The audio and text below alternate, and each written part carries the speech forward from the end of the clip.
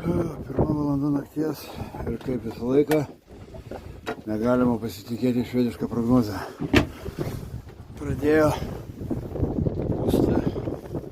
Blet, ir ką aš čia nufilmuoju? Nieko. Reikia pasukti laivą. Blet, pučia per daug. Sunki naktelė buvo, todėl kad patingėjau nuplaukti užuovėje. Visą naktį mane čia vėjas daužė, nes stoviu ant inkaro. Aišku, dabar čia nieko nenufilmuosi. Bet, gal tūsis, matosi, kaip makaluojasi. Žodžiu, sukilo vėjas. Ir mane daužė čia visą naktį. Taip bijojau, kad tiesiog inkaras atlaikytų. Šalia viskas. Šalta. Nu, tai va, mes tą čiagą renkame.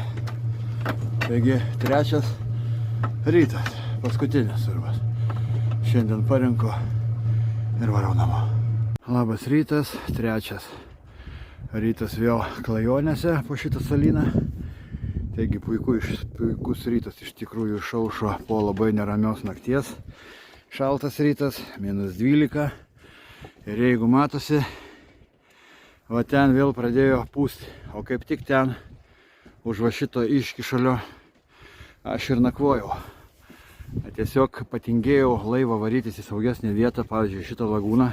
Tiesiog tą eilinį kartą apsiknisau, patikėjau švedišką orų prognozę. Ir to vėjo čia neturėjo būti, tačiau jis atsirado naktį. Ir mane čia pradėjo daužyti.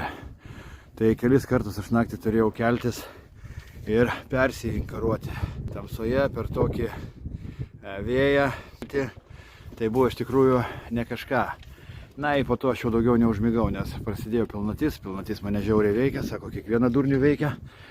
Tai mane irgi veikia, nu ir šitas beprotiškas daužimas buvo. Dėl to būtų galima buvę miegoti, nieko baisaus, bet tačiau aš bijojau, kad nenutrūktų inkaras ir mane tada būtų, na, tieškiai tiesiog įseklumo į uolas. Taigi taip, dabar jau laivas saugus, berods.